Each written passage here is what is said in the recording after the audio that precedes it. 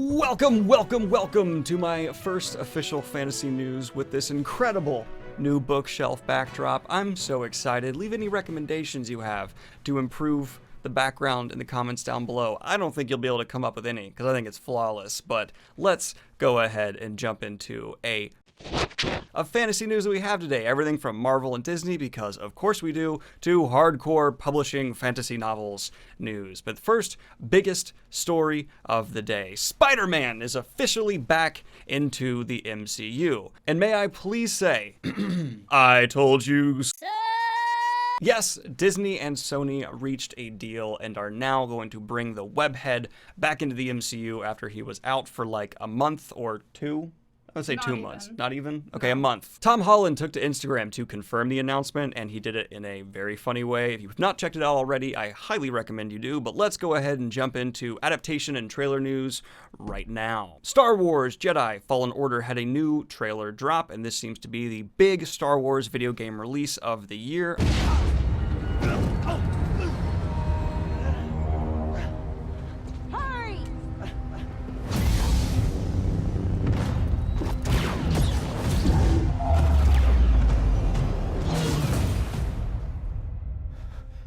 Who are you people?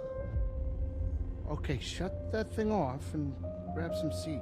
I'm kind of excited for it, but nothing is stealing the video game hype for me, being entirely focused on Cyberpunk 2077. And in contradicting that news, The Last of Us Part 2 trailer was released, and it looked good!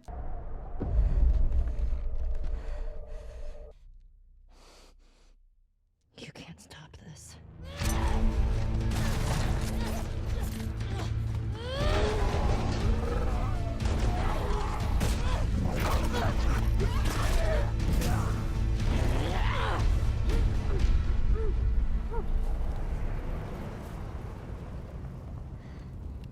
And in a quick fantasy news brief update, a new trailer also dropped for the War of the Worlds adaptation that is happening over at BBC. I heard about this happening for a while, and the trailer looks rather good, so I'm excited for this one. I actually am one of the few people who still likes and defends the original War of the Worlds movie. I don't know, everyone I talk to seems to hate it. Pips, can you not claw my chair?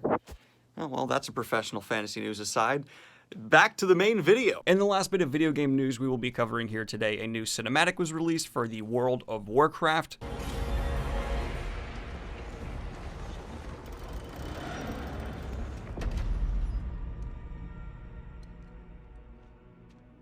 I'm kind of not, I don't know, I've never really been a World of Warcraft guy. I play Warcraft 3 a whole lot, but never World of Warcraft. And the last bit of trailer news we're going to cover here today, Eluion's Quest was dropped on Vimeo, and actually really kind of liked this one. Go ahead and check it out in the links in the description down below. I liked it. I know nothing about this aside from the link that was posted in the Fantasy News channel, and I checked it out, and I quite enjoyed it. It's pretty neat looking. But now transitioning into the wider bits of adaptation news. The Ghost Rider TV show for Hulu is officially dead. There's still some talk of it maybe being brought back to Disney Plus, but that seems unlikely with what's happening with Agents of S.H.I.E.L.D. I know Ghost Rider has his ride or die fans, but this one kind of just seemed to be ill-fated from the beginning to me. Ghost Rider's adaptations have been mildly lukewarm received before, which I know you can have a successful adaptation after having failed ones, but there's just not quite the audience in my mind for Ghost Rider to take off, especially with how one-note the character can be when mishandled. An official Mandalorian poster was released with hyper-stylization that looks like this, definitely calling back to the more classic era of sci-fi, something that a huge classic sci-fi nerd like myself definitely 100% buys into and geeks out about a bit. I'm easy to please. But in the last bit of MCU, Disney, all their giant umbrella corporation news, Kevin Feige is apparently being handed his own Star Wars movie. There's a lot that can be speculated about this. Star Wars has hit turbulent waters with the very mixed reception of Last Jedi, the mild reception and box office flop that was Solo: A Star Wars Story. Maybe they're giving it to Feige after seeing his incredible success with the MCU and hoping he can breathe life back into Star Wars. But Feige is absolutely a master of his craft and great at helping form cinematic universes. Exhibit A, the MCU, the most successful cinematic universe in Hollywood's history. I actually like this news quite a bit. Feige doesn't often go wrong, and Star Wars needs someone with a clear vision, something that Feige has provided for Marvel for a long time. But moving on from that, we got new promotional material for the upcoming Witcher Netflix adaptation with this photo of Geralt. We're going to be getting a lot of just photos of Geralt and things in the future, and I'm assuming maybe 1 or 2 more trailers before the release. I'm really excited about this one, and I hope the upcoming adaptation at Netflix is well received, and the leaked release date we had, it turns out to be true, because I'm kind of biting at the jib to watch this one. That's the correct expression, right? Biting at the jib? I have no idea. I've never heard that in my life. I'm pretty sure that's right. I've heard champing at the bit. Damn it, that was it. Biting at the jib? Chomping at the bit is what I meant. Champ? Oh my god. The original Jurassic Park trio, Laura Dern, Sam Neill, and Jeff, your boy, Goldblum, are all reportedly returning for Jurassic World 3. I'm very excited for this. These 3 obviously brought a lot of character to the original Jurassic Park movies, and I hope that that magic can be recaptured, because the Jurassic World movies have had a mixed reaction, to say the best. While they have been box office smash successes, no doubt, I want to actually see the quality of these movies live up to the original Jurassic Park, and these 3 veteran actors hopefully can help bring some of that back. Jeff Goldblum, of course, did make a famous cameo guest appearance in Jurassic World 2, but I hope his character is certainly more substantial here. But now let's go ahead and transition into the more hardcore fantasy news, because we got a good bit here. For Guillermo Del Toro fans, he apparently is going to be writing and releasing his own set of fantasy short stories. His creative mind has blessed Hollywood with truly some iconic movies,